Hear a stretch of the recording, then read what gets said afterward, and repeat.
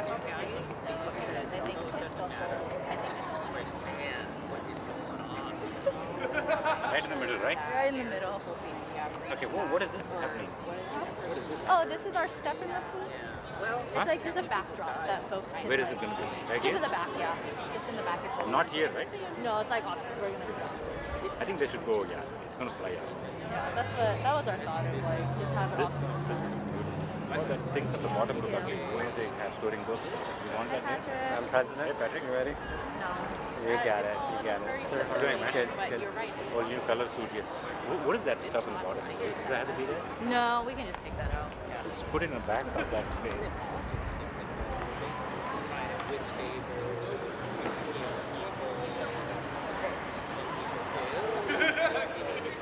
So I got about 6 of our t-shirts. But anyways, it's nice seeing you. We're having start distributing some of this lovely artwork so people can scan. You don't have to do these sides. Those kids are going to... Is it okay for them to be in the back? And then Absolutely. We need You need 10 more, right? we need 8 people. This art was distributed. Oh. So yeah. We need right there. Right there. I'm going to send you the Can we? Oh, wait. Give me 1 second. Let me go find.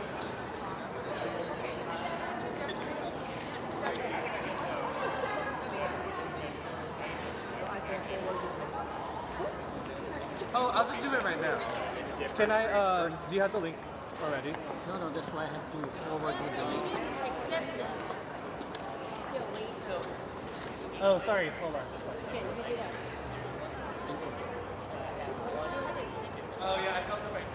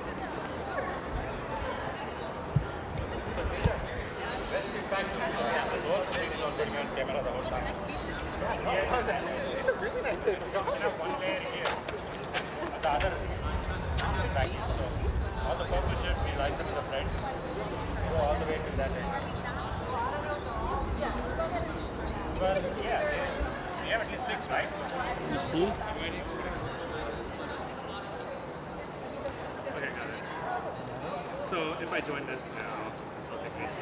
Perfect. Awesome. Thank you so much. I'll post it. See, that's the only way. You cannot do anything. And we're gonna.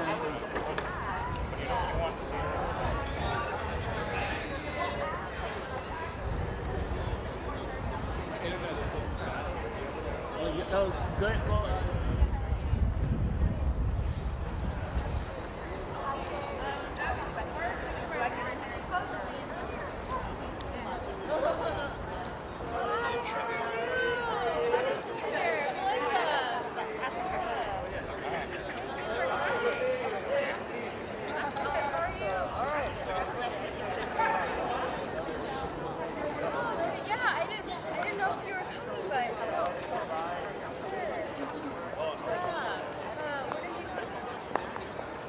the event is happening at the same time.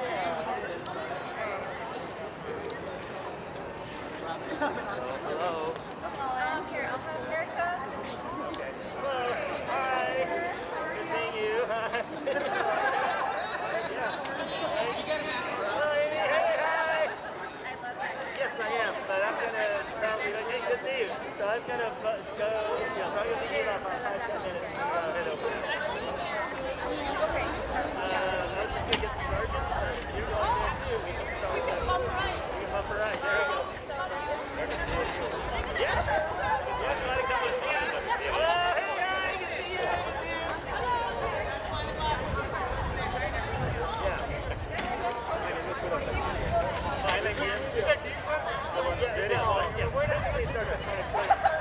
But I was what I was gonna do is walk back to the Yosemite building and get the sergeant back to the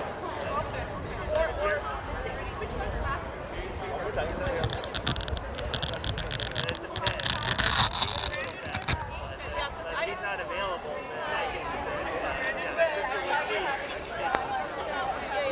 I can okay, yeah, that's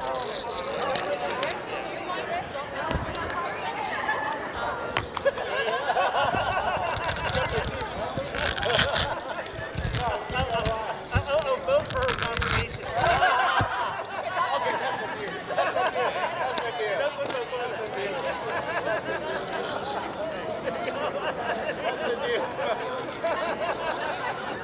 Yeah, I think it's close. Oh, yeah. Right, I'll get to you. See you later. It's one of the things, like, okay, we're like,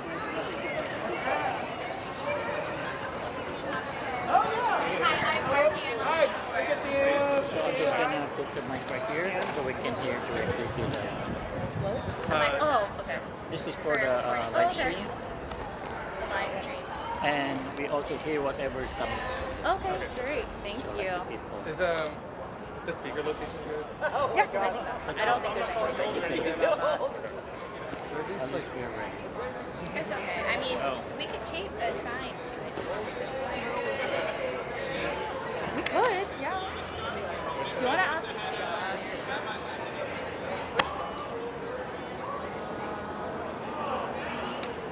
There's a guy in a black shirt that says "Stop API." Oh, okay. I'll find He's the one that printed these. Ask him if it's okay if we yeah. Possibly. Real quick, yeah. 1 second. Oh, You're starting at 5:30. we are gonna try and start right on time. See how that works. See how that works? I We'll know. try. As you know, Senator, these I know. events barely start on time as much as we want to. So Although sometimes I think what you do is you start on time, but you always build in the first couple minutes of just like talking of that the really important stuff, because then people think, oh, it starts, I'm end over, right? yeah, we basically gave a lot of buffer time, and we're like, we'll keep it in like even increments, even if we don't actually need it. Hopefully, it all works out. I like pointing at Jeffrey. Where's Charmaine with my boots? Yeah. What? That's okay. That's all right.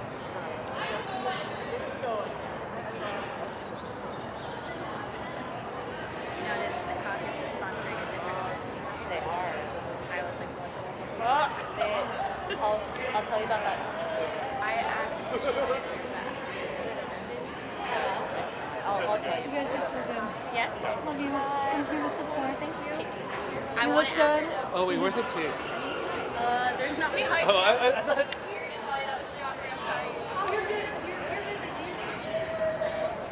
I'm gonna actually follow. I just see, make sure it's not ruined, so I want to keep it. Should I keep my mouth? Okay. Here, you want to put it on?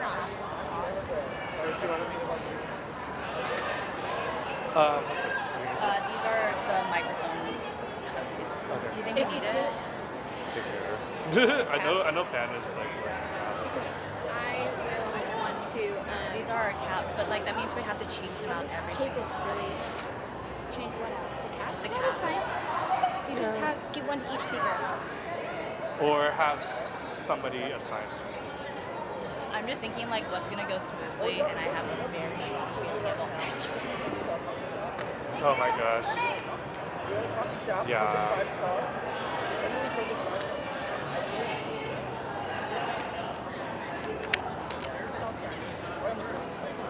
Jeff, I'm gonna need you to stay here.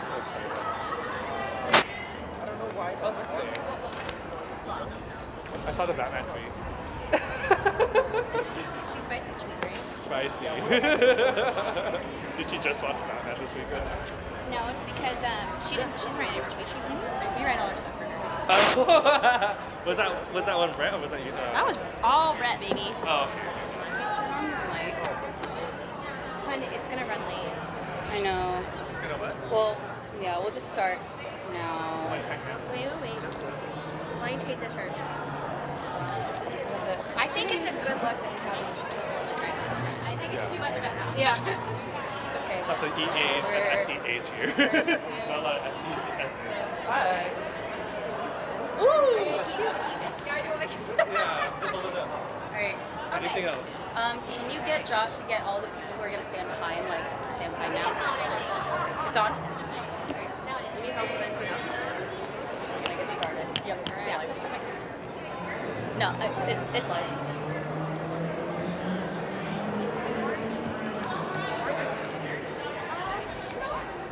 Yeah, we'll call you.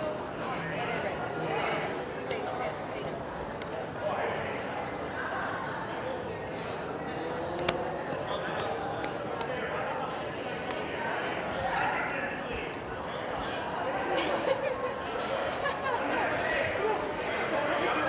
Yes. Pulling this off, see all this momentum here. But we're doing this as a community building event. We are out here. Okay, sorry. Yeah. There's a QR code. QR code sign in. Let them know that. Let them know that the open mic signups are also there. So all okay, good. Yes. You're great. We're live. Send me the speakers up. Yeah.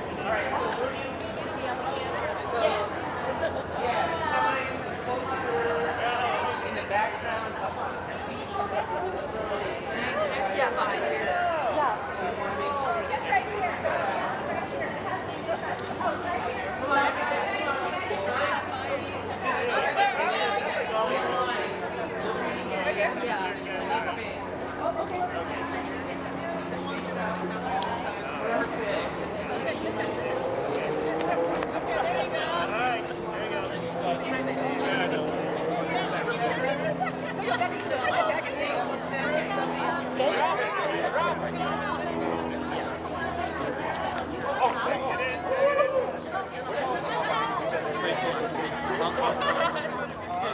Hi, folks.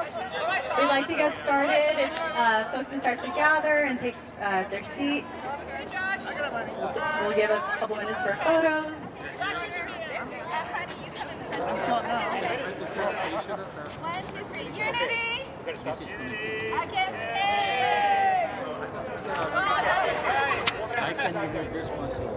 Unity, 1, 2, 3. Unity.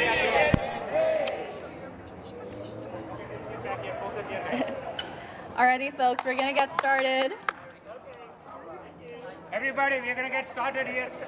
So if we can all get back in the audience. All right. Good. Good evening, everyone. My name is Erica Ngo. I serve as the president of the Asian Pacific Islander Capital Association, also known as APICA. It is my honor to welcome you all to our Solidarity Vigil and Asian Justice Rally as we gather to remember the lives lost to violence, promote community healing, and break the silence on anti-Asian hate.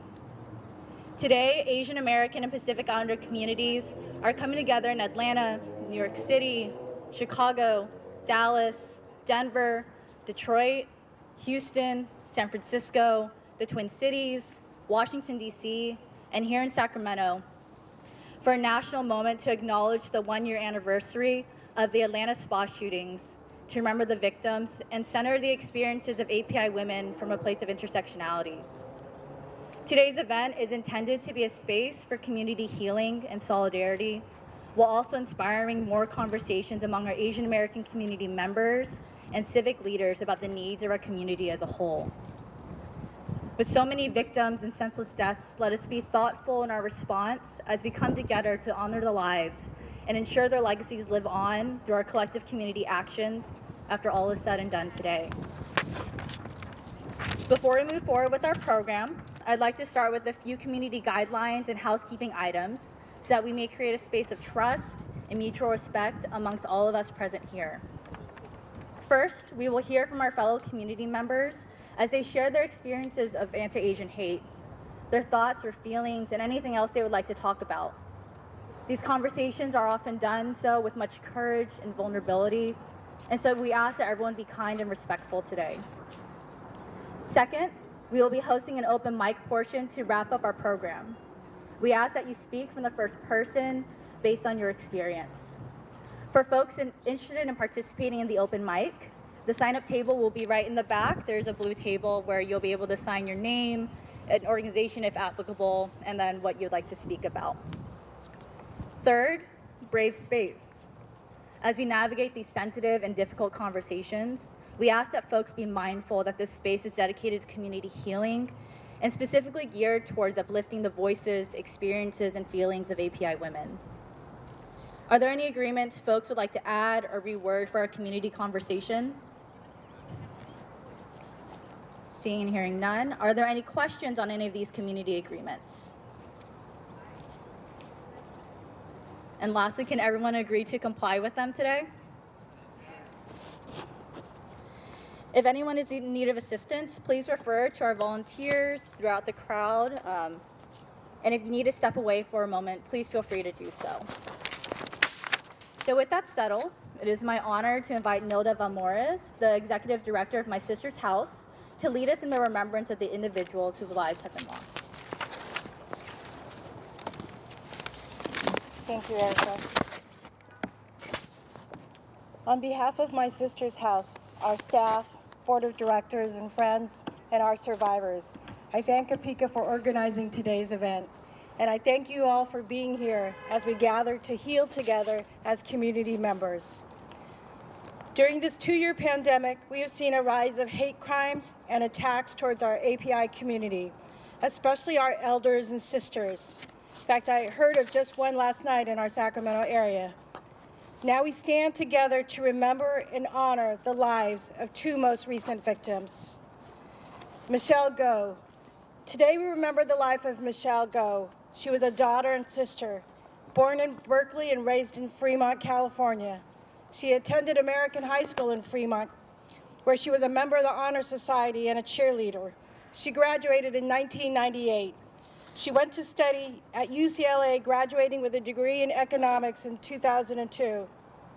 She worked as a customer service and sales rep and then obtained her MBA in 2010 from New York University.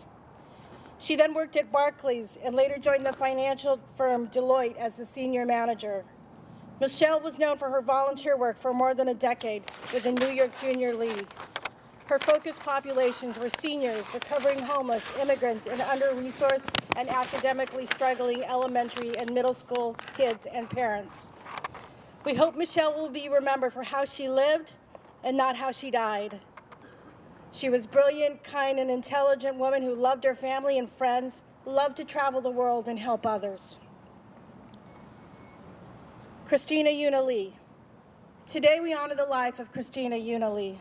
She was a daughter, a sister, and a friend. A daughter of immigrants and a Chinatown resident in New York. Christina graduated from Rutgers University in 2008 with a bachelor's degree in art history and worked as a senior creative producer for Splice, an online music platform.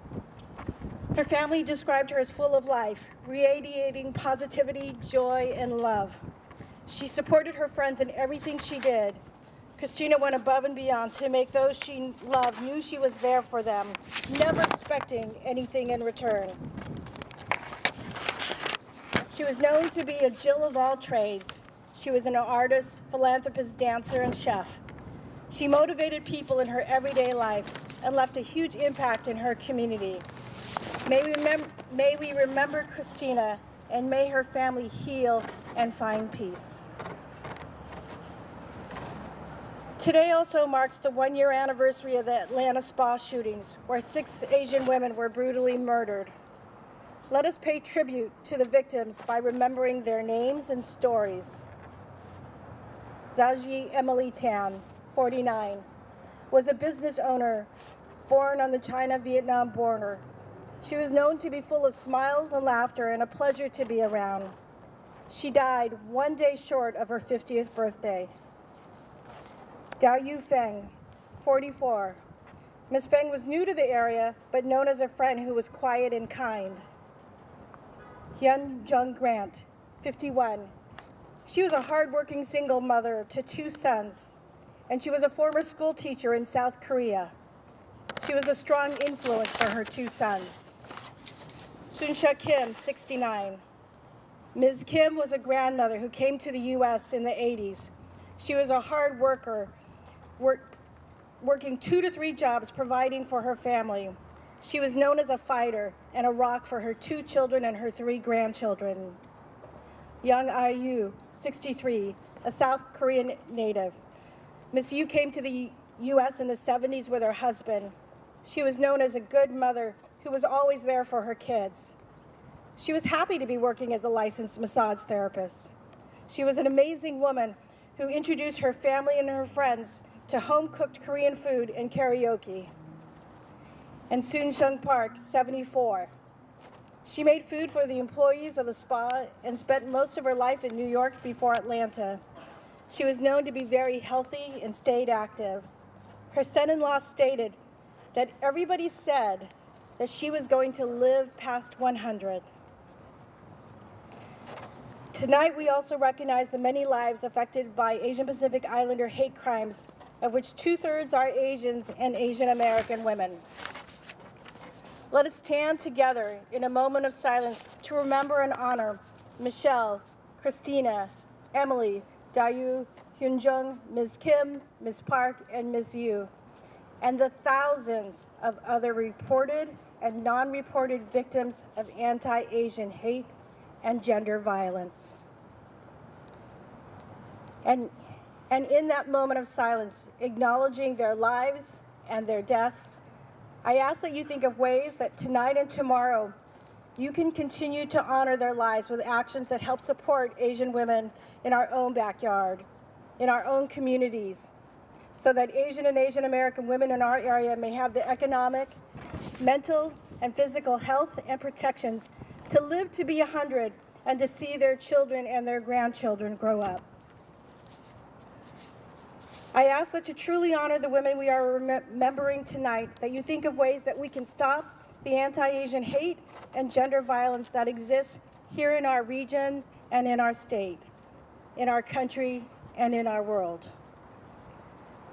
Will you please now join me for 1 minute moment of silence?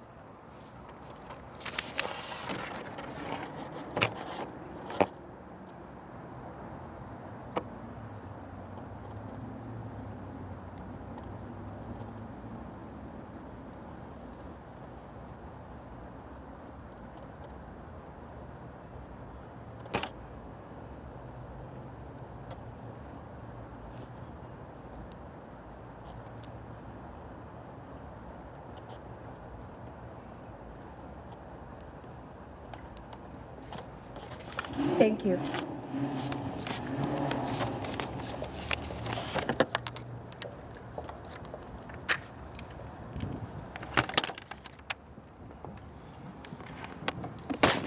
Thank you, Nilda, for that beautiful tribute. I would like to take a moment to acknowledge and thank all of our elected officials who have joined us here today. And would like to invite Chair of the API Legislative Caucus, Dr. Pan, to share a few remarks. Well, thank you so very much. I'm Dr. Richard Pan. I actually represent the Sacramento region right here, as well as chair of the API Legislative Caucus. And again, thank you so much for being here, for remembering the people we've lost to AAPI hate, also to remember the survivors of AAPI hate, and unfortunately that number continues to grow. And we also know that while we're here remembering the anniversary of the loss of the women in Atlanta, that unfortunately it's part of a larger fabric of history, and that we need to continue to combat. You know, your AAPI Legislative Caucus, we worked hard last year to secure funding to address to help support survivors of the hate, but there's so much more we need to do.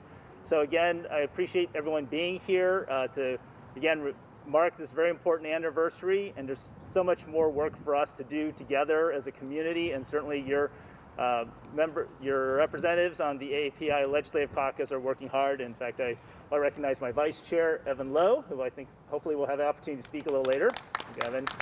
And then, of course, my good friend and colleague in the Assembly, Jim Cooper, as well. So thank you, Senator Cooper. All right, thank you. Thank you, Dr. Pan. Thank you, Dr. Pan. At this time, we will now be joined by Sacramento City Council Member Mai Vang.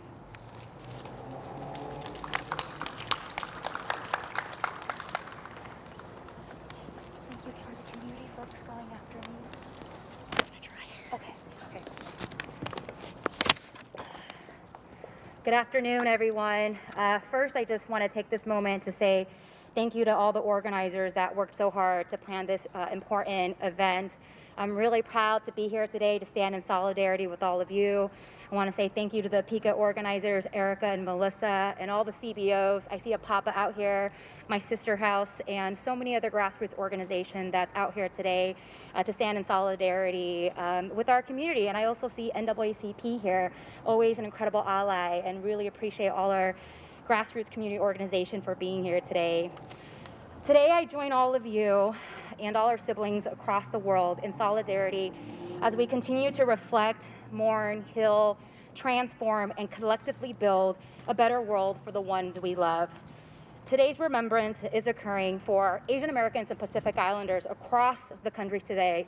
Whether you are attending rallies, holding space for loved ones, just thank you so much for showing up as who you are. As we reflect on the one-year anniversary of the March 16th Atlanta shooting, it's really important that we recommit ourselves in the fight to ensure that all Asian women, that all women are treated with dignity, respect, love, and protection. Anti-Asian hate, as I've shared, isn't something that is new. Xenophobia, misogyny, it's not new in its frequency or severity, especially in a country that has harmed Asian Americans and Pacific Islanders throughout history. It's not a coincidence that Asian women continue to be disproportionately targeted. Misogyny, gender-based violence, racism has really created an environment for this. This month and over the years, we have seen horrific tragedies here in California and across our country towards our Asian elders, women, girls, and our gender non-conforming community members. I want to share that racial and gender-based violence towards AAPI elders, women, and girls can only be addressed if we invest in community-based solutions that centers education, healing, and solidarity. As Asian American civil rights activist Grace Lee Boggs would say, the only way to survive is by taking care of one another. Our fight for dignity, love, and protection is connected with other communities. And one way to fight a system that was not set up for our families and our communities is to ensure we continue to center those closest to the pain. We do this by decentering ourselves, to understand how we, even as elected officials, participate in systems that oppresses Asian women of all identities. It's incredibly important that we unlearn and relearn the ways in which we may unintentionally be complicit in our systems that continues to perpetuate harms. Questions I often ask myself as an elected official, as a former community organizer, when I'm in spaces, and questions I would encourage all of us to reflect on. Who is missing in this space right now? What does healing truly look like for our communities? What does justice look like for AAPI girls and women, especially our AAPI trans women and sex workers? What does public safety truly look like for AAPI girls and women? Is it doubling down on a system that hasn't worked? Or is it investing in community-led solutions that centers education, prevention, healing, and solidarity? If you listen to the people closest to the pain and you allow the organizers to lead, you will find the answer. I want to take this moment to truly thank all the community organizers on the ground, the women and leaders on the ground for leading the way for transformative community-led solutions. And collectively, as elected, even myself, it is incredibly important that we work with them to create that change. As a city councilwoman in Sacramento, as a first-year term, last March we passed a resolution in the city condemning anti-Asian hate in the city. But that was just the first step. What can a piece of paper do? It was really the action step that followed afterwards that made the difference. It was a series of community-led convenings that followed that allowed space for healing, hearing solutions directly from the community. And now it's up to us as elected officials from the local, from the state, to ensure that we fully support their work in our own policies, in our resources, and our people capital. I want to take this moment to thank NorCal Stop Asian Hate Collaborative, made of various organizations here locally that participated in the convenings that serves our region and our city. I want to thank them for their heart and hustle locally to address anti-Asian hate and really reimagine what public safety can look like for our communities. Together, many of us have been on the ground organizing and advocating to ensure we do everything in our power to protect and uplift our communities. I want to share that the work has not stopped. While many of us are hurting, angry, exhausted, we continue to show up in different ways to fight and ensure collectively we build a better world for the ones we love. It is truly up to us to love, to care, and to keep each other safe. As I've shared in the past, the multiple and intergenerational harm and trauma our community, our Asian American Pacific Islander community holds is painfully deep. And until we stand in solidarity and recognize the humanity of all people, Asian Americans and Pacific Islanders, our Black community, our Latino, our Indigenous, our LGBT siblings and communities, then hatred and bigotry will continue. So my message today is let's continue to fight together, but most importantly, deepen our care for each other.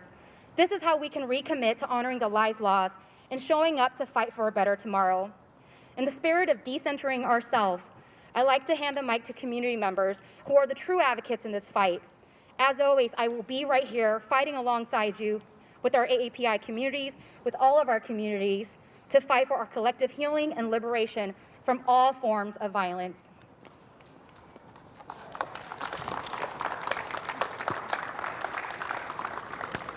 Thank you, Council Member.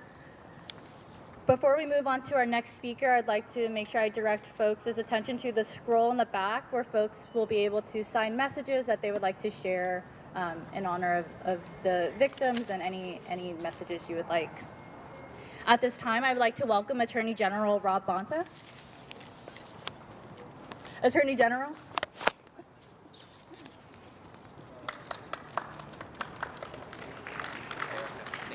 You're welcome. How are you? Good, how are you? Thank you for coming. My pleasure.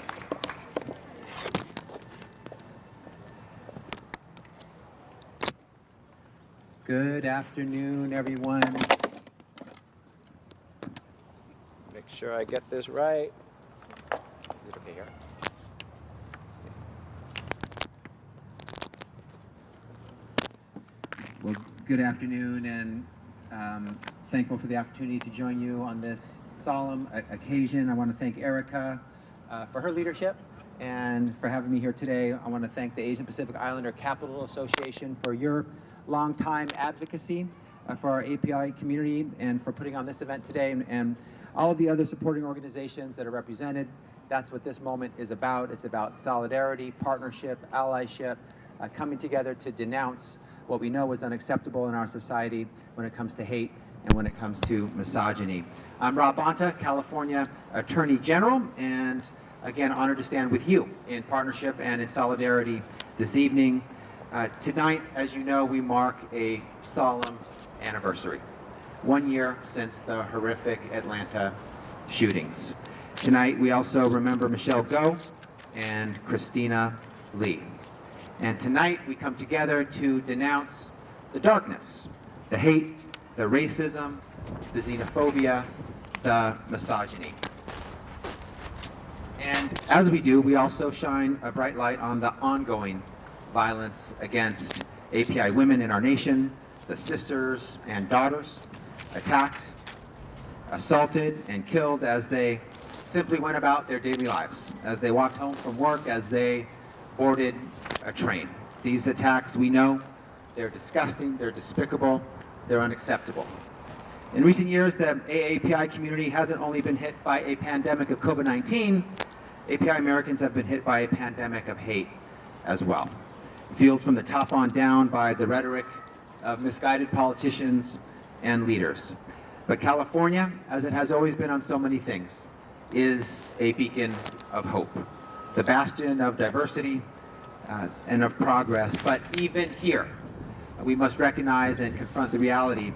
Even here, we are not immune from the forces of hate and division. In 2020, anti-Asian hate crime events increased by 107% in our communities, in our state, impacting the entire AAPI community, but especially women and girls.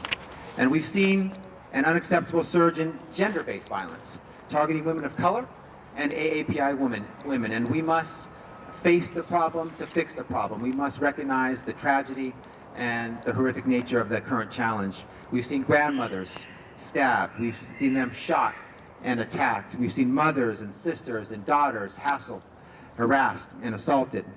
And this surge is new, but anti-Asian hate and gender-based violence have long existed, unfortunately, tragically.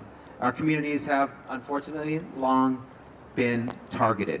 And tonight, as we stand for the victims and survivors of hate and violence, past and present, we say collectively with one voice, we say no more. Tonight we say enough is enough.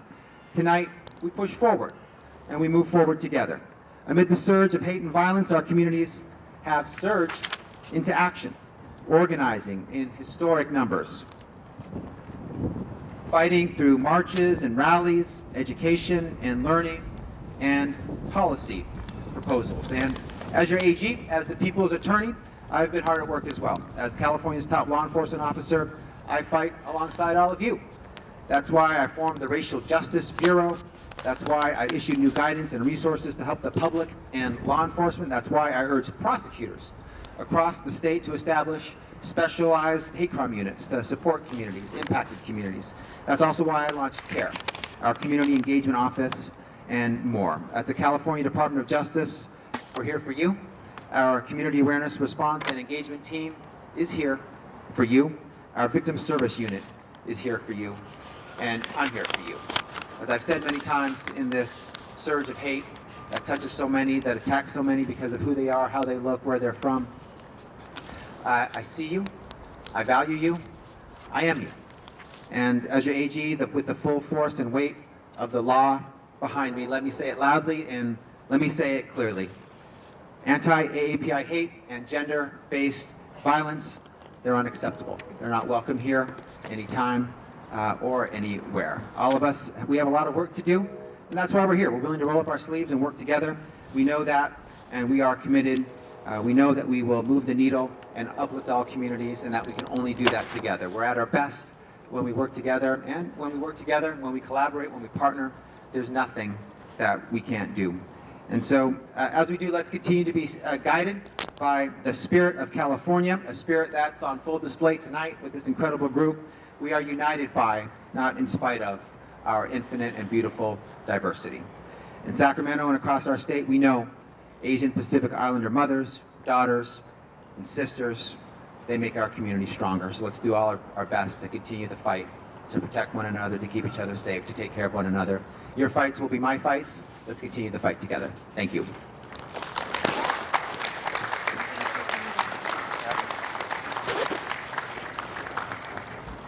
Thank you, Attorney General Bonta. I would like to now invite Assemblymember Phil Ting to the stage, please.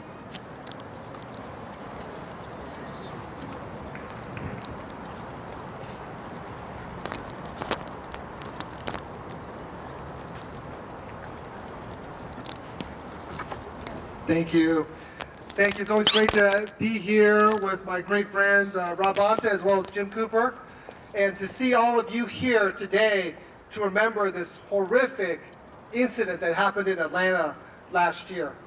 Unfortunately, I wish I could say that anti-AAPI hate is something new, but it's been here as long as we've been here, starting in the mid-1800s when Chinese Americans came to San Francisco, helped build this state, helped build the railroads, helped mine the mines for gold.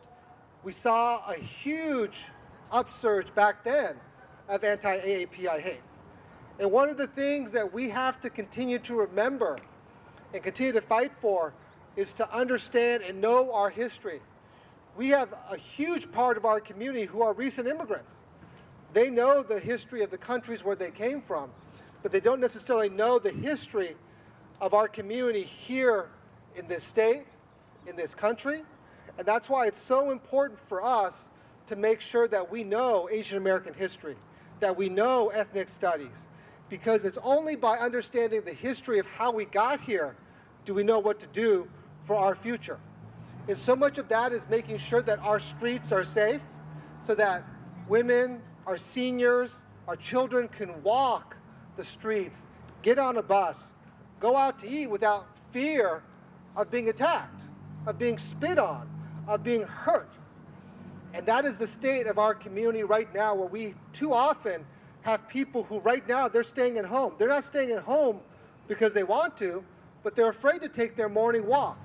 They're afraid to go out to the grocery store. They're afraid to see their friends. And so we are working now to make sure we're working with law enforcement, but we're also empowering community members, community organizations all across the state. I was so proud to work with my other Asian American legislators. We got the largest appropriation in the budget last year of $165 million targeted to our community. You can applaud for that, absolutely. $110 million of that is going directly into our community for community organizations so that they can work with all of us to make sure that we're doing what we need to do on the ground, working with community groups, working with community members to make our streets safer, making sure that they make the connection with law enforcement. I have 2 bills this year that I'm working with, would love your support on. One is to ensure that law enforcement agencies all around the state actually have hate crimes policies. Many of them don't even have hate crimes policies, don't identify hate crimes, so even when the act happens, we don't even know if it's a problem. And oftentimes, we get the data back and it looks like nothing ever happened in those counties or those jurisdictions, but partly because they didn't know what to report. The other part is making sure our state puts together a best practice so that companies, businesses, retailers can also let their employees know what to do when they actually see a hate crime happen in their store. We see videos of people getting attacked. We see videos of people getting yelled at. We need to have a response where we are all coming together. It's not enough only for us to say something. We have to do something. And this is the first step by us being here today. But then we need to take it back to our neighborhoods, our communities, working with our stores, working with our law enforcement, working with our community members to come together. And working with all the other community organizations to say, we have to stand together because we need your help. Just like we go out and we help other communities when they need help, we need their help right now to stand up against the hate. So the unity against the hate is unity within our community, but unity with everyone else in our neighborhoods as well. So with that, let me just thank everybody. Let me thank Apika, let me thank Papa, all the organizers for being here tonight, and really appreciate all of you. Let's make sure we stand up against hate. Thank you.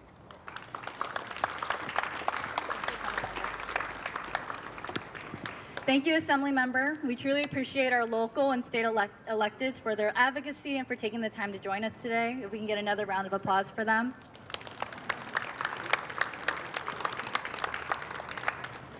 It is at this time that we will transition towards hearing from our community members and organizations.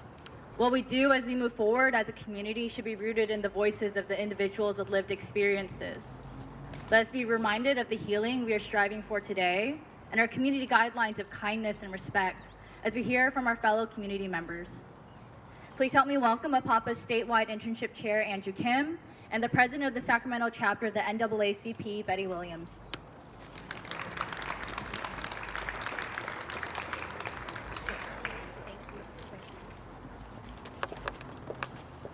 Thank you. Thank you for inviting me.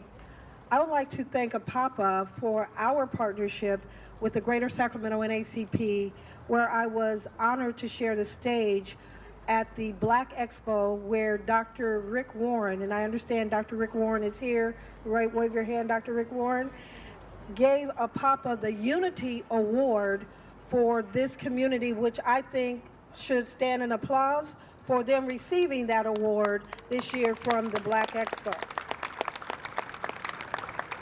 And I am so appreciative of our ongoing partnership.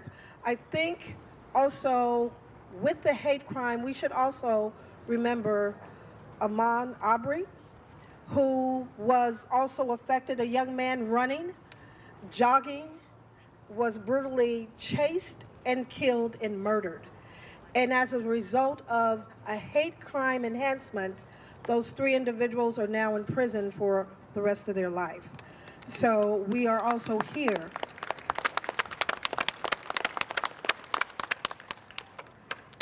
One nation under God, indivisible, and liberty, justice for all. This is one very important statement that speaks volumes to me on this day as I stand before you, as I stand with you in solidarity and in unity. Indivisible means unable to be divided or separated. With liberty, that gives us the privileges to be free, excel, and enjoy one another, and to live a life of freedom from the constraints of massive attacks on us as a person because of the color of our skin, the fragrance of our scent, the beauty of our accent, the biases of our culture, or shall I say, the stinking thinking of our own limited abilities to censor negative self-talk that we, with one mindset in a little at a time, flourishing like a raging fire out of control. Justice for all says that the system in which we live here all together on this earth has the obligation to punish the guilty, protect our liberties, and rehabilitate offenders. I have a question for all of us. How do we rehabilitate hate? Are you guilty of a biased misconception of any of your brothers or your sisters on this earth? If you just said to yourself, then you are guilty. And what would be the fitting punishment for us or for you?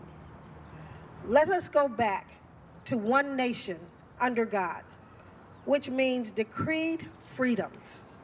If we are truly one nation, that means we are all in this together. We may not always see eye to eye. We are unique and different. And when we stand together with one mindset and one agenda, we should be able to cultivate the gold in one another.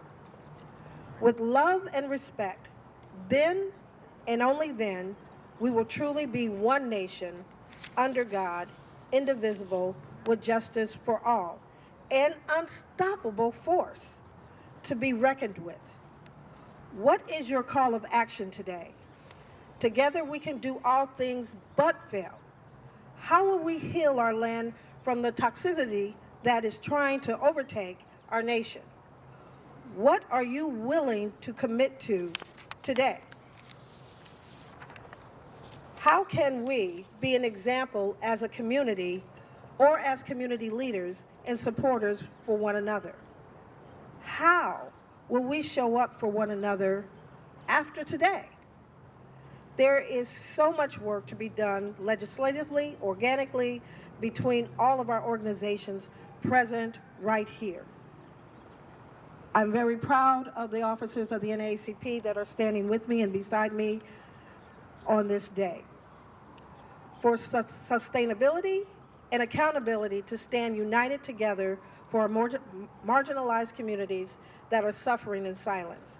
We are born to be free, living our best lives in peace and harmony with one another.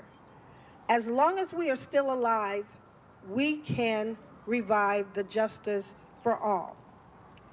Can I count on your partnership with the NAACP and APAPA and all the other organizations to stand together today? And if I can, I'm going to do a chant. I'm going to say something, and I'm going to ask you to repeat it, and so we'll do it together. So starting now, I'm asking you to say, today, we can.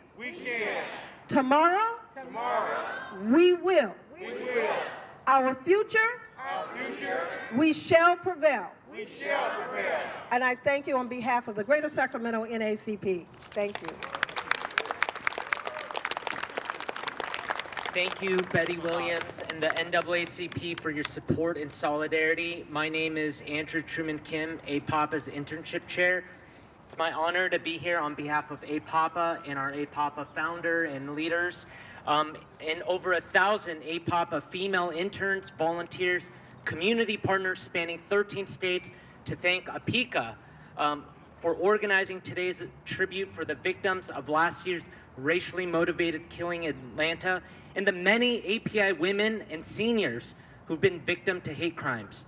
API women and seniors are some of our most vulnerable community members, and we are deeply moved by all of you for standing up to protect our vulnerable communities.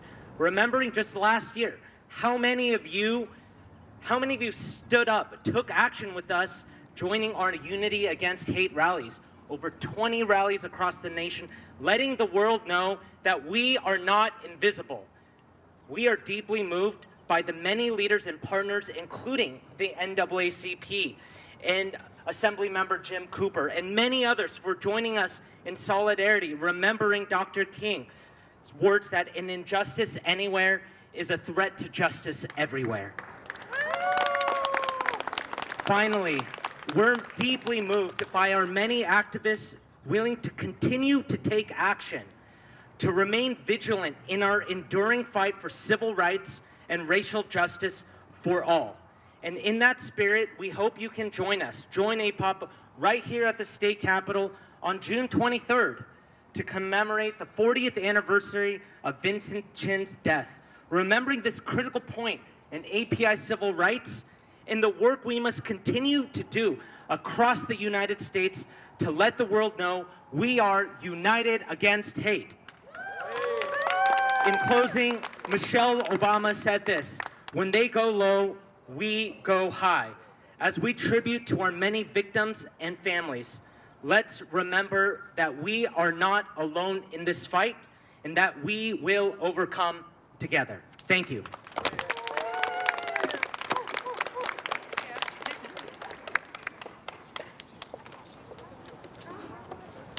Thank you, Andrew and Betty. I would like to now bring up Nia Nguyen, an organizer with the Asian American Liberation Network.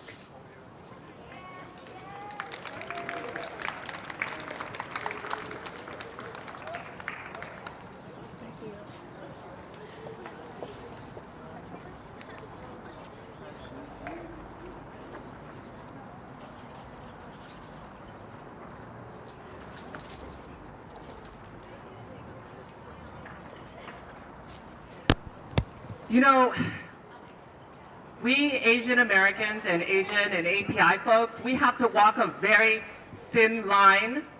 We have to struggle and internalize and deal with racial triangulation within our community, right? We are caught between black and white and all of the other, sorry, my dog, sorry. All of the other stuff that racial triangulation does. And if you don't know what racial triangulation is, it's basically when the white side puts us in a bind and the black side puts us in a bind. And we don't know which side to choose. That is something that we really have to struggle with. And one of the things that I really want to say first before I begin saying anything else is that Black Lives Matter. Was it not a year ago when we were here, out here, and on the other side of the Capitol, and there were tanks everywhere, and there were activists everywhere fighting for racial justice, fighting to end white supremacy, fighting to end police brutality and murder happening, not just here in California, but in this nation.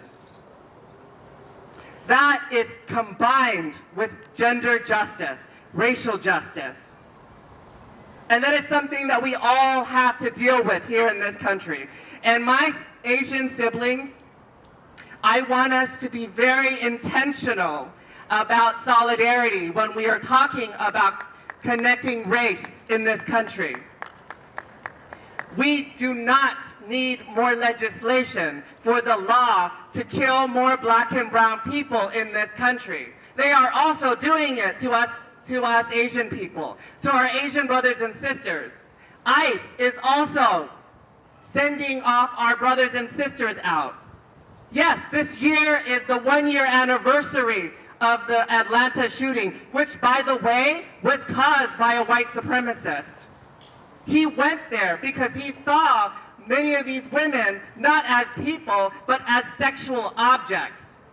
And I also want you to remember that the My Lai massacre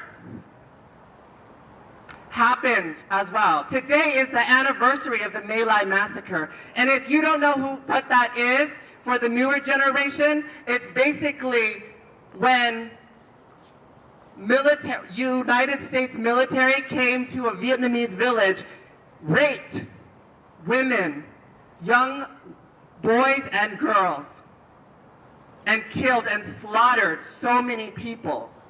That is white supremacy. That is racial inequality. That is real anti-Asian violence. Don't forget that. Don't forget Native Americans. Thank you. We are on unceded Miwok, Nisenan, and Maidu territory. This is the line that we have to walk when we are Asian Americans. We are strangers on this land, and they see us as such, and they will always see us as such until we make ourselves clear that we are against white supremacy, imperialism, anti-capitalism, and all of the other forces that are really harming our communities. And I know this is a topic that we don't want to talk about because the American dream is deep within our core. The American dream is like a drug to us Asians. Join forces with Native Americans. That's all I really have to say. I think I've boiled enough blood today.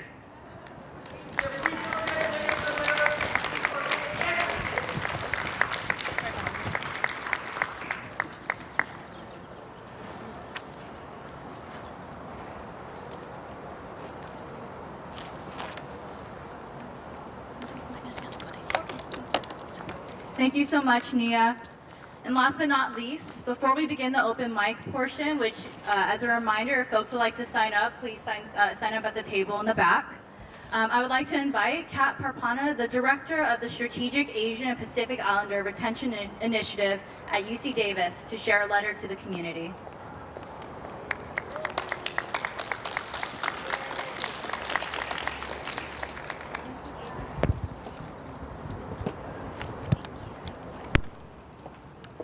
Thank you, Apika.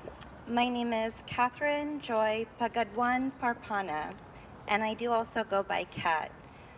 I would like to acknowledge the land on which we are gathered. This area was and still is the tribal land of the Nisenan people, and I would like to acknowledge that we are standing on the tribal lands of Sacramento's indigenous peoples. I am a transnational mixed-race American, and I stand before you as a fourth-generation woman as part of the Filipinx American diaspora, raised across the occupied Pacific Rim and as a military daughter. I am a UC Davis Aggie and a Sacramento State Hornet. I'm not a morning person, and I'm much more agreeable after coffee. I'm a lover of books. I am a good driver. I like plants before the pandemic, and I really don't like mayonnaise. I'm a huge Disney fan, a cat mom, and I really love Sailor Moon. I have a mom, I have aunties and lolas. These are fierce women who raised me, and I think of them often when I see another woman senselessly attacked because she's just existing.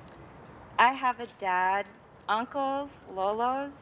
These are courageous, albeit stubborn, and also loving men. And I think of them when I see another man thoughtlessly attacked because he too is existing. I share all of this with you to show you that I am complex, I am messy, I'm learning, I am imperfect, I am human, and I endeavor to belong just like everyone else here. That I come from a family that is complicated, and I love them just as they love me. We all know what it feels like to belong, and it's a remarkable sensation where we might find ourselves thinking, wow, these humans think I'm bearable and they want to hang out with me. This might look like joining clubs, being with family, cooking with friends, going to service, connecting with your support group, practicing with your hello. Similarly, we might know what it feels to be excluded, especially now. Our community and everyone else is seeing and feeling the violence of that exclusion. This silence is unbearable. According to a survey conducted by the National Asian Pacific American Women's Forum earlier this year, and this was data already shared earlier, 70% of ANPI women's mental health was impacted due to the fear of gender and/or race-based discrimination, harassment, or violence. 1 in 10 women reported experiencing gender and/or race-based physical violence in the last year alone. 38% of ANPI women reported experiencing sexual harassment. And a study conducted by Stop AAPI Hate found that hate incidents targeting ANPI people exceeded 10,000 reported cases in under 2 years. And these are only the reported cases.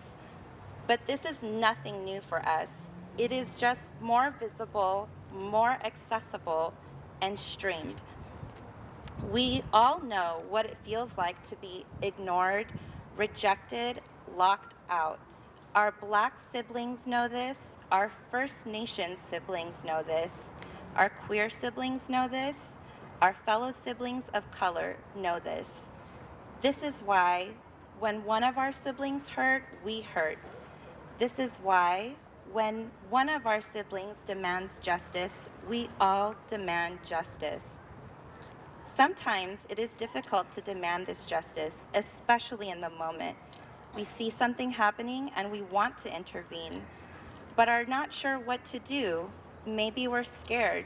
Perhaps we're so angry it immobilizes us. Or maybe we just cannot do anything at all.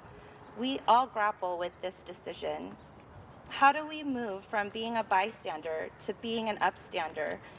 How do we ask our fellow community members to even do this for us, for our elders, for our family?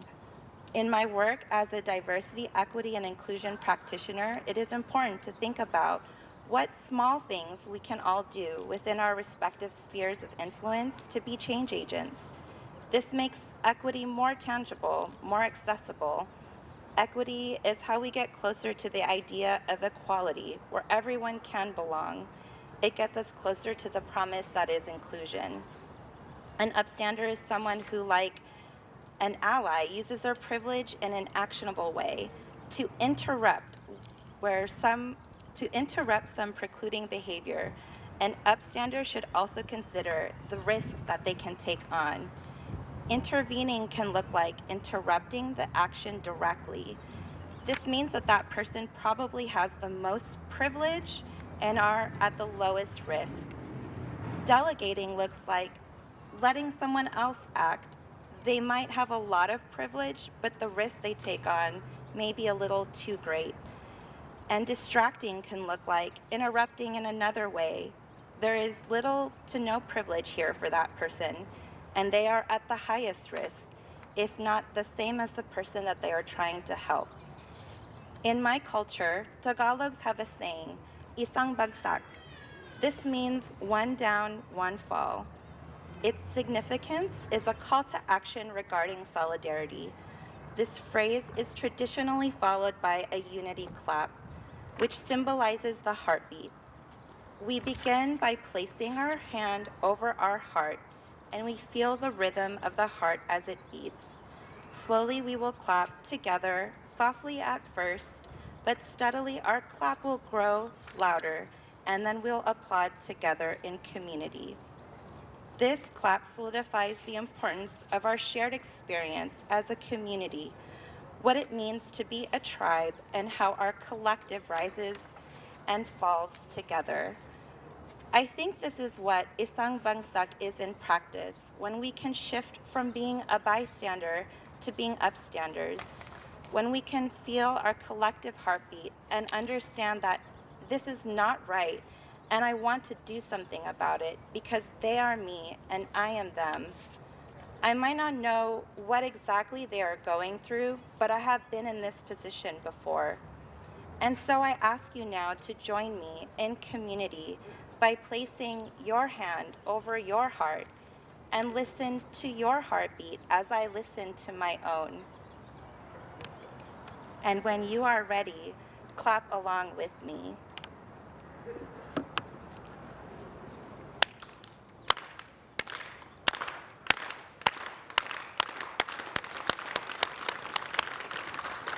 Isang Bangsak, thank you for being here, showing up for us, and belonging with us.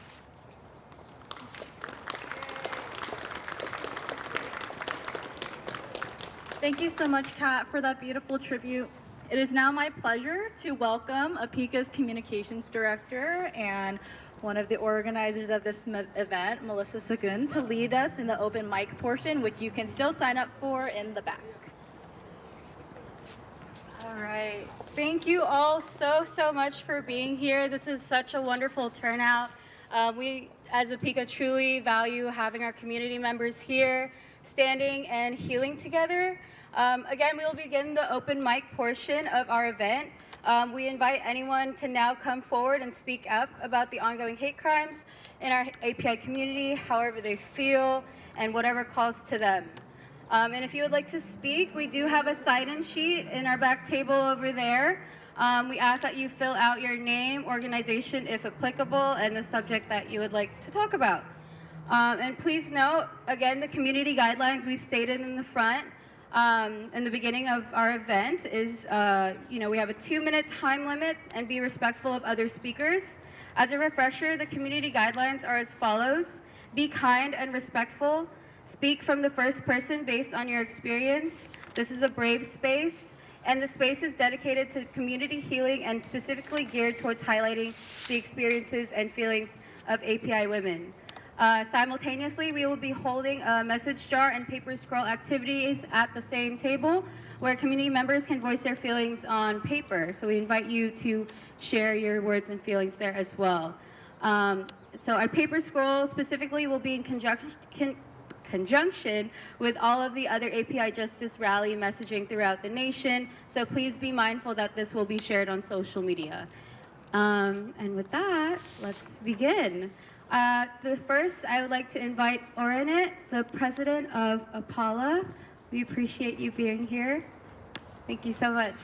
Give a round of applause for her, please. Thank you. Thank you. Yeah, this is fine. Thank you so much. Sure.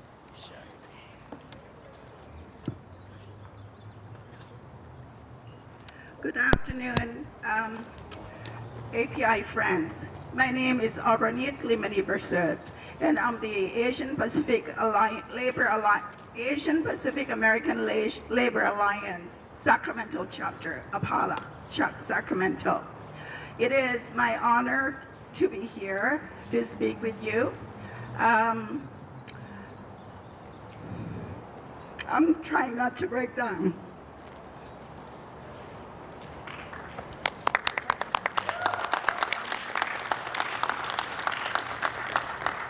The shooting in Atlanta broke my heart. I identify myself with those 6 women who were killed. I too came to this country as an immigrant. I know what they suffered, what they went through. I know that many people look at us and say, oh, you are an Asian woman. You must be one of those sex workers. Think about what the police chief in Atlanta talked about these women. That is not acceptable. I now teach at American River College. I have a doctorate, I have a PhD. I contribute to the society. I have a place in this country. All of us have a place in this country. We are not visible, and we are not forever foreigners. We are productive members of this society, and I urge you to reach out to all the women in your lives. And I'm talking about women specifically because I identify with those 6 women. I watched the video of their young children who lost their mom. I cannot imagine what these children would be like in the future. So please, reach out to the women in your life, especially those who might be perceived as passive, submissive, obedient, and sex workers. We are not.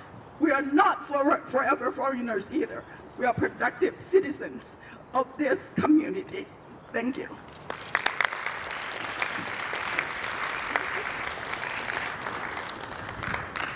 Thank you so much, Ornette, for coming here and sharing your remarks. It is so appreciated, and want to share a lot of love with you for coming up here. Next up, we have Alana Matthews. I'll invite you to the stage, Alana. Thank you so much for being here. Let's give her a round of applause, please. Thank you. Here you go, my dear. Yeah. Here, let's go.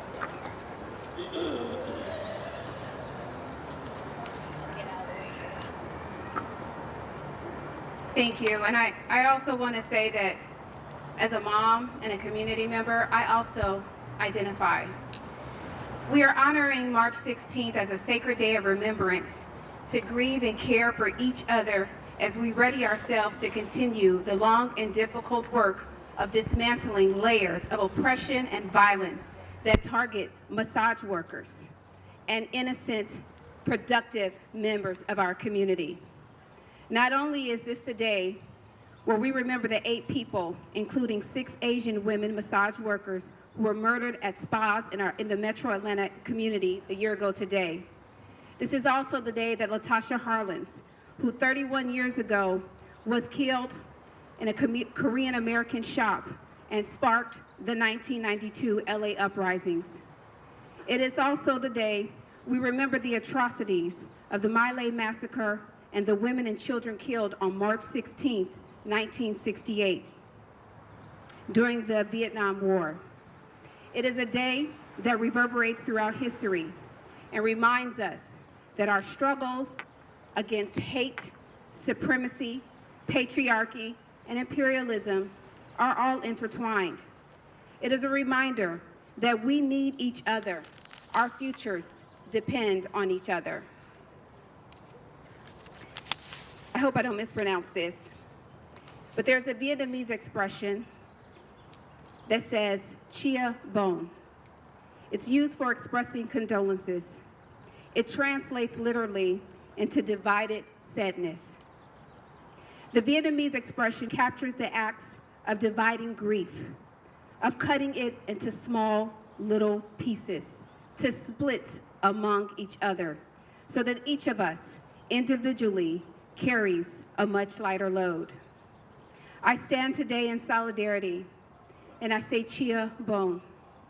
As an African American standing in solidarity to carry the grief of this day and this moment.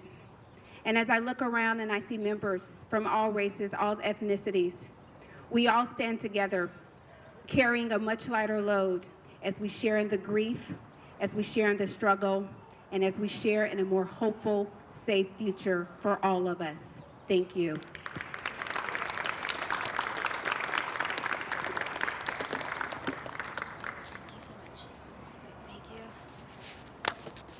All right, thank you so much, Alana, for coming up here and sharing your remarks.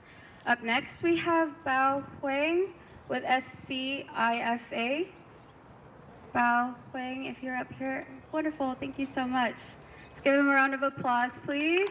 Thank you. Thank you. Thank you. My name is Bao Hong, and I would like to share my story. My family had came here since 1980. We've been here like 42 years. And we love Sacramento very much. It's the best place. And compared to the whole country, this is the best place. Weather, condition, everything. We build our welfare. Now, why do my moms come here?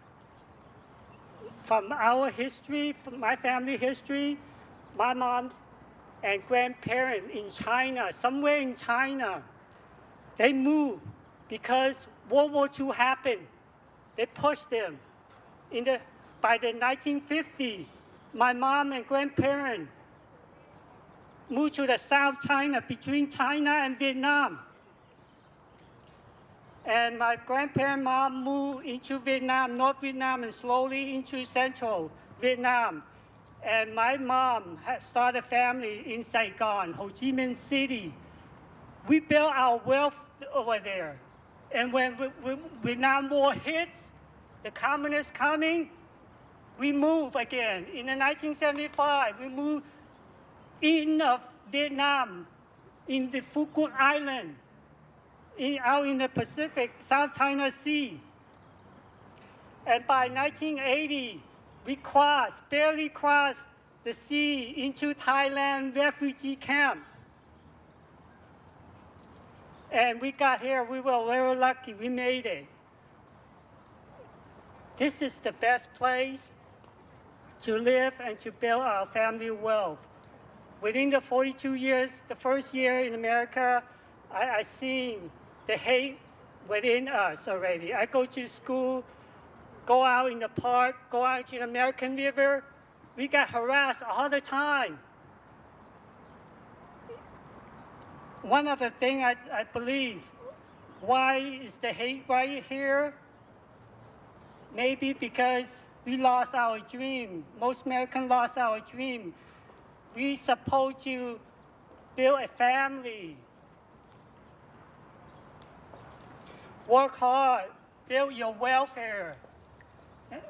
If you do that, if we all do that, we probably doesn't have time to hate each other, you know? That's what I did.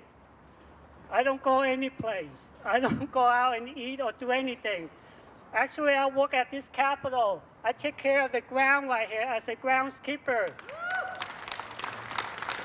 Tomorrow morning, my coworker will clean up all the mess right here, will blow it clean. It's not how much we made.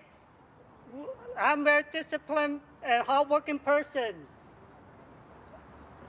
You know, with little bit, we okay.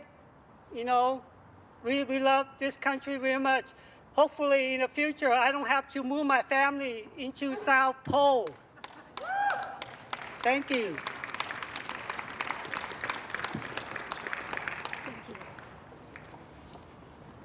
Thank you, Bao, for being here and sharing your remarks. You are so appreciated here. And yeah, so we'll move on to the next person. We have May Saipan with California Asian Chamber of Commerce. I'll go ahead and invite you here. May Saipan, if you're here, last call. Seeing and hearing none, we will move to the next person. Next we have Nith Pongkyu, and let's go ahead and give her a round of applause, please. coming up. Thank you so much for being here.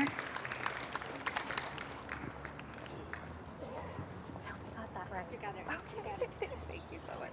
I will go out of your way. Go ahead. Good evening. Such an honor to be a part of today, this evening. I'm an Asian Pacific Islander lady, and my story is still very fresh. My name is Ned Pongkel. I'm a businesswoman here in Sacramento. And my incident happened, the hate crime, that's what I want to talk about, just last Friday. My car got hit, I got pepper spray on my face, and got robbed. Right there in broad daylight, last Friday on Franklin Boulevard. And the incident happened so quick. I think they followed me, hit my car just a little bit bump, just get my attention. Once I stopped, I got out of the car to check on my car. Next thing that I look up, pepper spray on my face. And the woman run to my side of my car, grab my bag. And that's when I call out for help. Luckily, the two suspects got caught at the same day. And I am safe and still traumatized. Believe me, the hate crimes, it can happen to anyone. And I think they target me because I'm a little Asian woman. And a lot of time that I know is most of the times are Asian elderly and Asian little women. They think they will have the power to get you. Easy target. And this is a broad daylight. It could happen to me, it could happen to anyone. So here I am, a noise today will save life. And I appreciate all of you to make some noise, to save life, to make a community safe. We are here in the land of the free, but it's so scary and dangerous. So therefore, together we can do this. I mean, I am alone, I cannot fight. But together we can do better. And don't hate us. We are human beings too. Thank you so very much.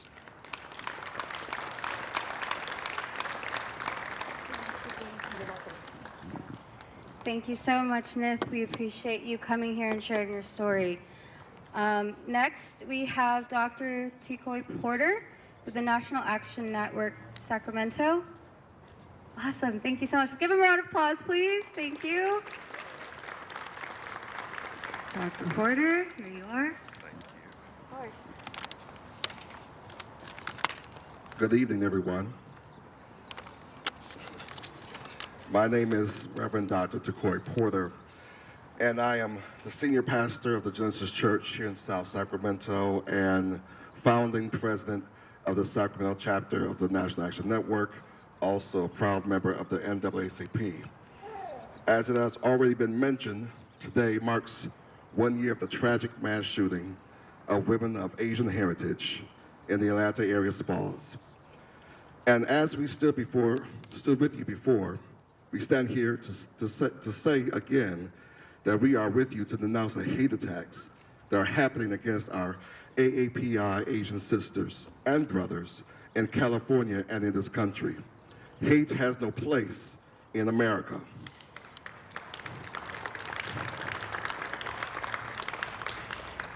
And I want to encourage you, our API brothers and sisters, to continue to use your voice that you have found. You found your voice, so keep using it. Don't let no one take it away, because your voice matters. Don't let no one force you back into being silent about the hate and discrimination that occurs against your community. Why? Because your voice matters. Don't let no one take your voice away and accept the scapegoating of our Chinese brothers and sisters for this COVID pandemic. Why? Because your voice matters.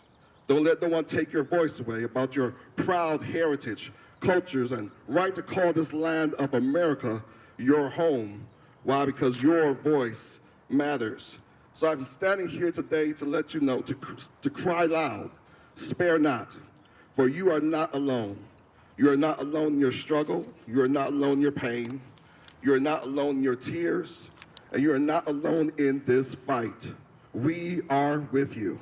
Can we say it together? We are with you. One more time. We are with you. And just like when many of you stood and marched with us for George Floyd, Breonna Taylor, and for Stephon Clark, we continue to stand with you for what you are enduring now. We are at a turning point in our state, nation, and in our democracy. And we have a generation who is willing to stand together, march together, pray together, and come together to say, we will not be silent anymore, because our voice matters. Can we say that together? Our voice matters. One more time. Again, my name is Reverend Takoy Porter. It's my honor to be here with you tonight. No justice, no peace.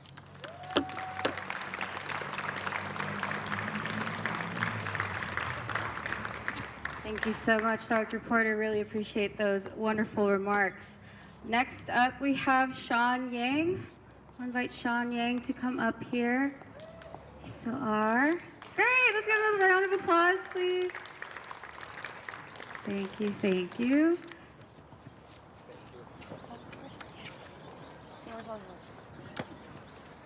Good evening.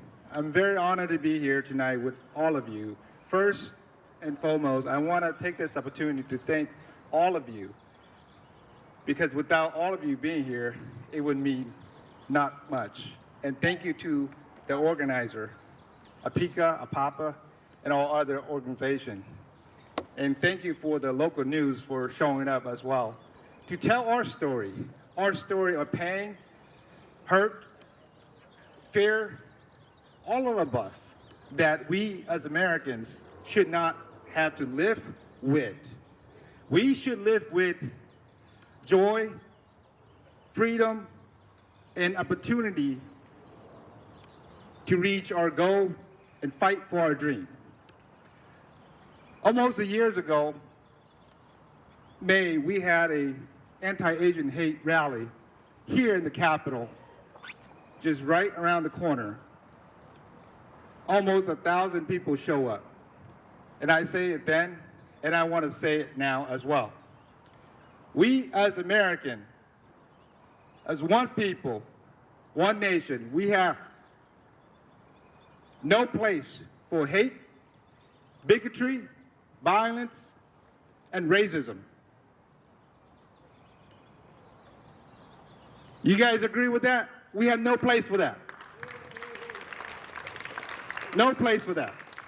And I say it again tonight, that we have no place for that. Hate, racism, bigotry, violence, there's no place for that. We are one community.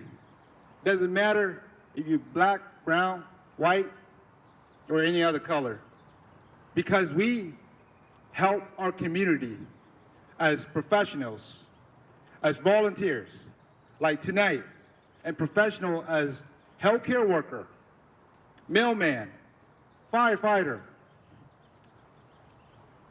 nurses, doctors. I'm an engineer that worked for Kaiser on daytime.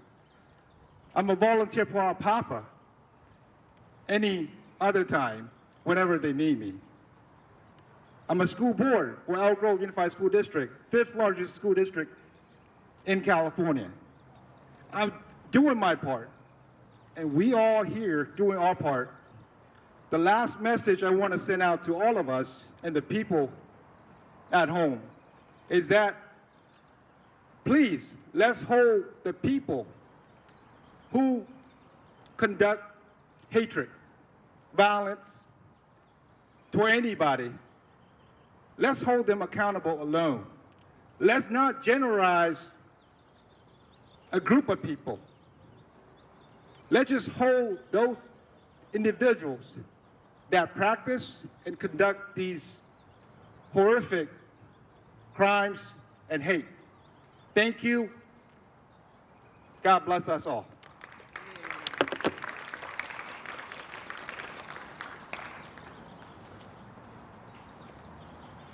Thank you so much, Sean. Appreciate that.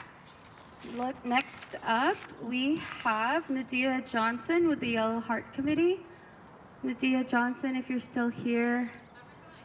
Lovely. Thank you so much for being here. Let's give her a round of applause, please. Thank you. Thank you.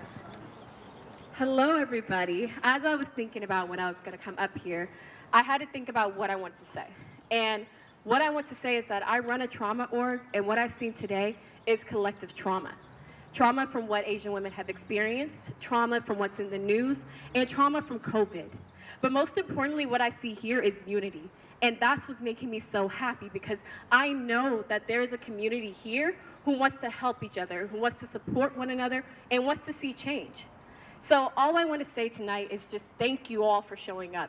Thank you for the collective power. Thank you for the unity that we all provide, because it is so critical that we show up for one another, not just for our own races, but for other groups as well. And we need to leverage whatever privileges that we do have and are afforded to be able to make change. And that change comes in different ways. It shows up like this, and it shows up through legislative change. So I'm here just advocating that we need to keep using our voices, keep speaking up, and keep holding accountability to everybody. So thank you so much. It's so beautiful to see so many people, and I really am praying for our communities. Thank you.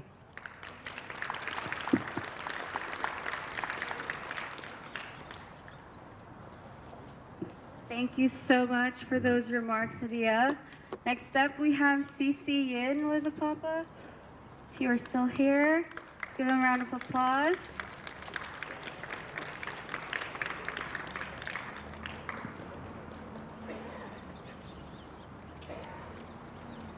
Well, I wasn't prepared to speak. I was here because my daughter Mary told me I need to be here to show up support.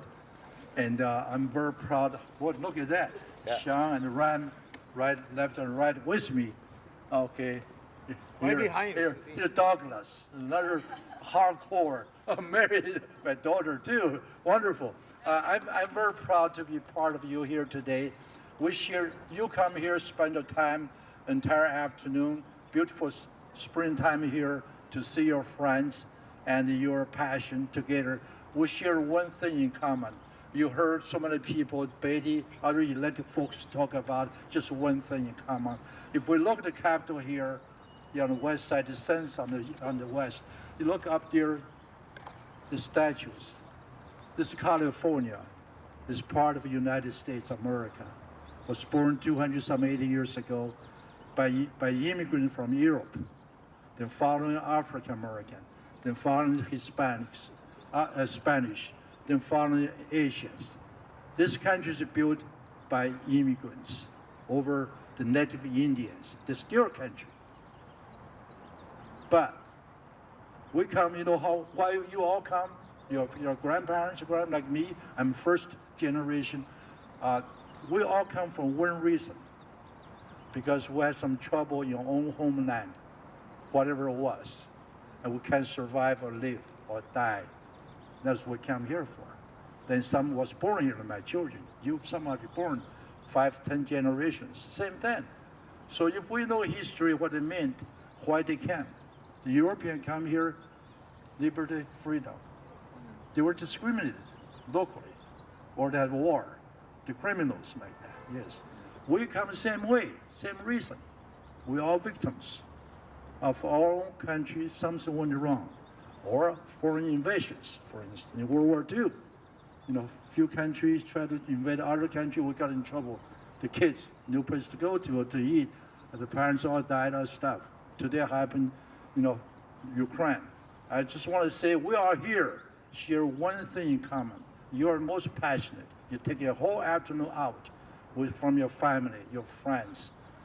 So many things you do, but you choose to come here. The Spanish come here, low labor, they did it. The Asian come here, they did it. That's it. Nothing wrong with it. It's a great country. That's why I'm my age, my daughter, all volunteer, my friends here, Sean, everybody else, here's Douglas, Ram, we're here. You are the ones make it happen. You're the leaders. You sacrifice your time, energy, and money, and everything else you sacrifice, your family. Yes, you are the ones. I want to be here with you. Okay. Thank you so much. Let me finish the last one. So what do we do? Like you said here, America's a great country. We need you. So we have to do it. We did it after African American create some kind of civil rights, allow us to come. Before we were killed too, you know that. That's okay. That's okay. That's past. Tomorrow, America is still the best. You and I can change it. When we're organized, right now it's organized NAACP, Asians follow them because we follow them. They create this equal right for us. Otherwise, they won't allow us to come in. So we thank you so much, everybody, and especially you are here to build America tomorrow. What do we have to do? Organize, work together, put your time, energy, and money, and build a team like the NAACP and like others to change America fast. That means you have to go out and find your friends, your mother, father, your children, like I find my kids, those guys too. I don't even know them. You find them. Seriously, put it in an organization. You build an army, true army. No guns, no knives, but social, economical, political army. Really organize it. That's how you change America. Just crying out and being a weak person, being nice, that you're not going too far. You will not go any further. Organize it, work together as one common army, build an army. Organization structure, a lot of money, a lot of structure, a lot of people. Go out, become decision makers first. You have to be decision maker, be part of the decision maker. You're not sitting on the table. You have to say, I'm going to chair the table. Don't say, I'm going to sit down. Don't just complain about it. First to complain, we need to. But now you're ready to be not on the table. You have to chair the table. I know you're ready. I want to see that happening in the next 10 years. So thank you.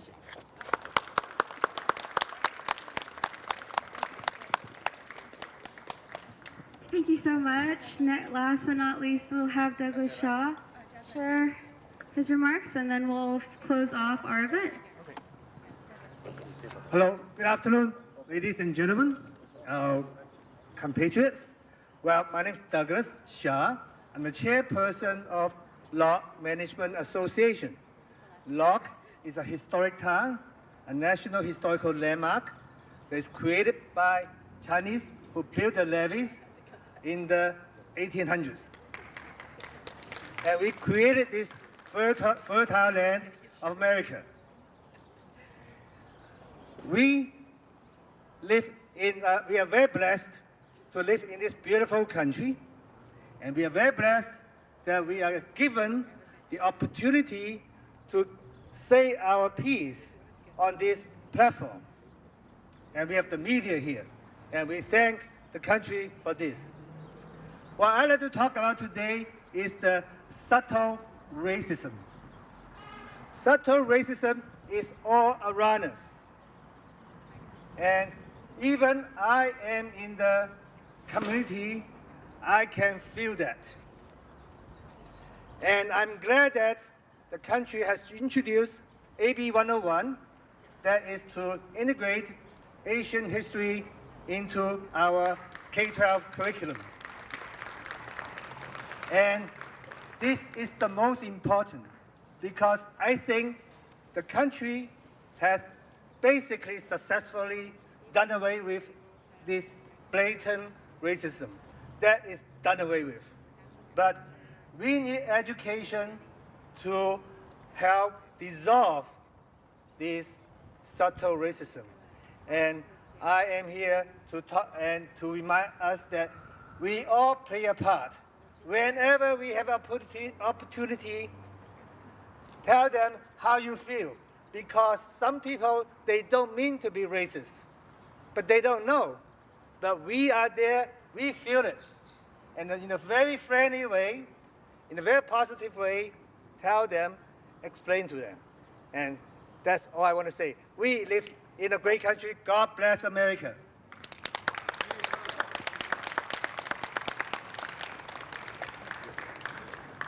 All right, thank you, Douglas. Thank you to all of our community speakers who have signed up for open mic. We really do appreciate hearing all of your remarks. And with that, I will hand it back off to Erica to close us off.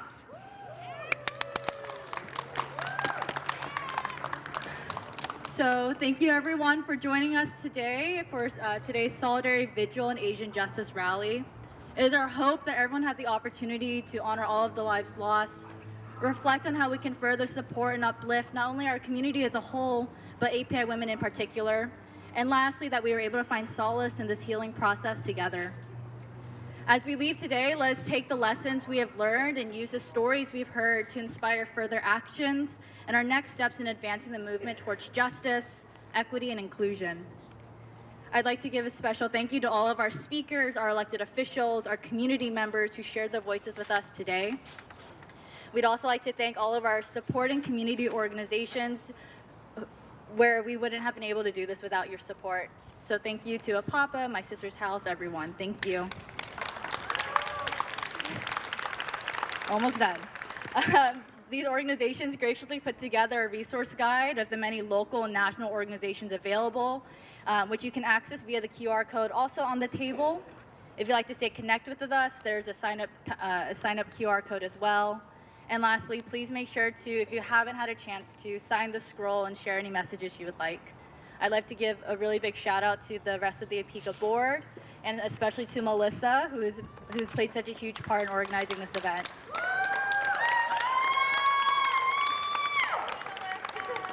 So thank you again, everyone, for joining us, and have a good evening.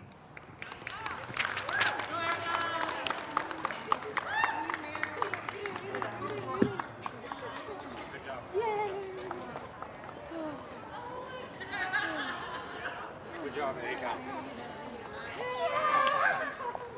Thank you so much for help.